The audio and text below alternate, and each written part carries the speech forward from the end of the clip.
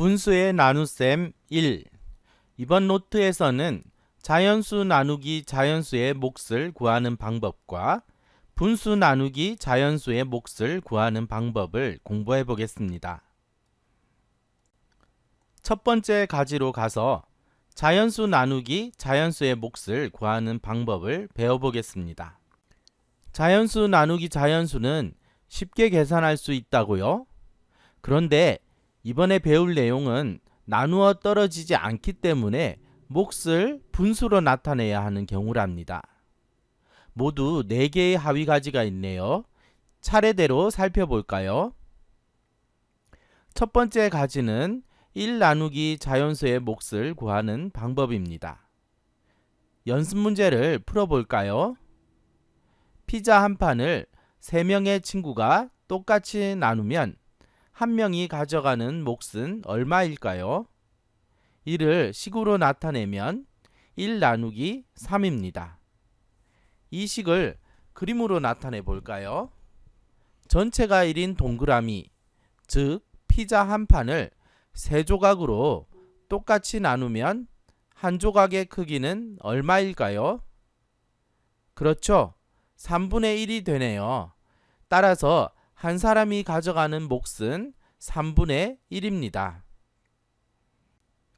1 나누기 3은 1을 3등분한 것 중 하나이므로 분수로 나타내면 3분의 1입니다. 몫이 분수가 됐네요.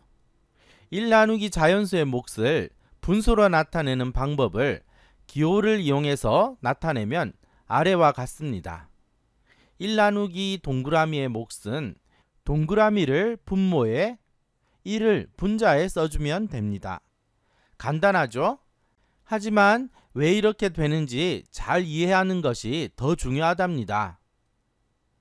다음은 몫이 1보다 작은 자연수 나누기 자연수를 계산하는 방법입니다. 앞의 가지와 무엇이 다르나요? 맞아요. 첫 번째 가지의 1이 두 번째 가지에서는 자연수가 됐어요. 연습 문제를 풀어볼까요? 피자 2판을 3명에게 나누어 주려면 어떻게 해야 할까요? 식으로 나타내면 2 나누기 3입니다. 문제를 그림으로 나타내 볼까요? 피자 2판이기 때문에 동그라미를 2개 그렸습니다. 먼저 피자 한 판부터 나눠보세요. 피자 한 판을 몇 명으로 나누는 방법은 앞가지에서 배웠으니 쉽게 할 수 있어요. 3명이 똑같이 나누어 가지면 한 조각의 크기는 얼마일까요? 그렇죠. 3분의 1입니다. 분모에 나누는 수를 써주기만 하면 돼요. 쉽죠? 그런데 나누어 먹을 피자가 2판이라고 했어요. 그렇다면 한 명의 몫은 3분의 1이 2조각, 즉 3분의 2가 돼요. 한 사람이 가지는 몫을 분수로 나타내면 피자 한 조각일 때 몫인 3분의 1에 3분의 1을 한 번 더 더해서 3분의 2가 되죠. 계산 방법을 기호를 이용해서 간단히 나타내면 다음과 같아요. 세모 나누기 동그라미의 몫은 분모의 동그라미를 분자에 세모를 쓰면 된답니다. 이해가 잘 안 된다면 앞가지로 돌아가서 확실히 이해한 후 다시 공부해 보세요. 다음 가지는 자연수 나누기 자연수의 계산에서 몫이 1보다 큰 경우입니다. 연습 문제를 풀어볼까요? 크기가 같은 한지 5장을 4명이 똑같이 나누면 몫은 얼마일까요? 한지의 장수가 사람 수보다 많으니까 한 사람 앞에 한 장 이상 돌아갈 것 같아요. 나누는 수가 나누는 수보다 크니 몫이 1보다 크네요. 계산 방법을 2가지 방법으로 나눠서 알아보겠습니다. 첫 번째 방법은 한지 5장을 한 번에 나누는 방법입니다. 5 나누기 4를 계산해 볼까요? 4명에게 한지 하나씩을 나눠주면 한지 하나가 남습니다. 남은 한지 하나도 마저 나눠줘야겠죠. 1 나누기 4는 4분의 1입니다. 따라서 5 나누기 4의 몫은 이 두 몫을 더한 1과 4분의 1이 되겠죠. 다음은 두 번째 방법입니다.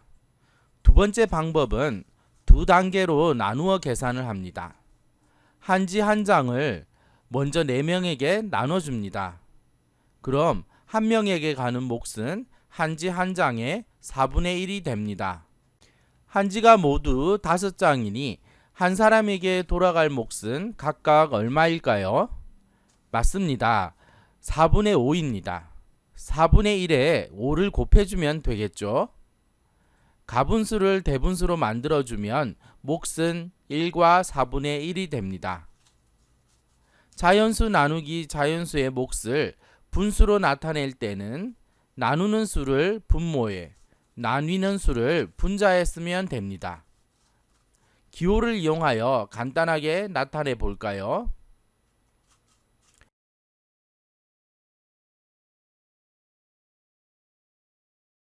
너무 간단하죠.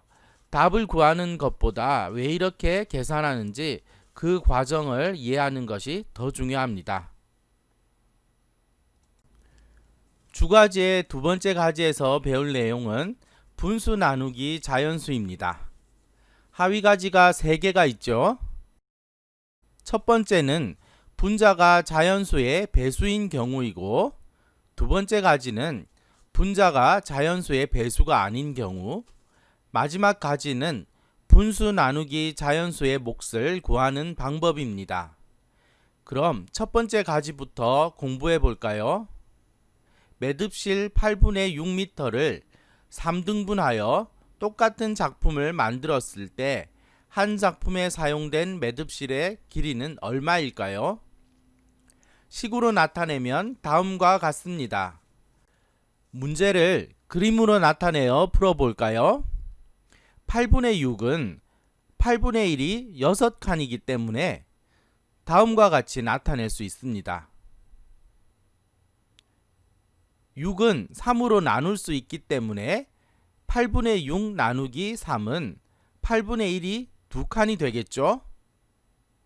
그래서 몫은 8분의 2입니다. 한 작품에 8분의 1이 2개씩 돌아가는 셈이죠.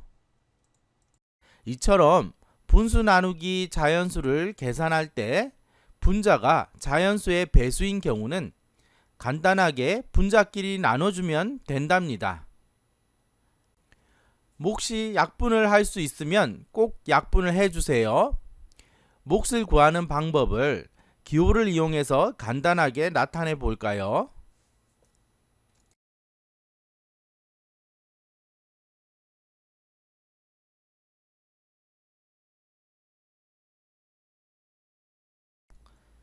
다음은 분자가 자연수의 배수가 아닌 경우입니다. 먼저 풀이 과정을 그림으로 나타내 볼까요? 4분의 3을 그림으로 나타내면 다음과 같습니다.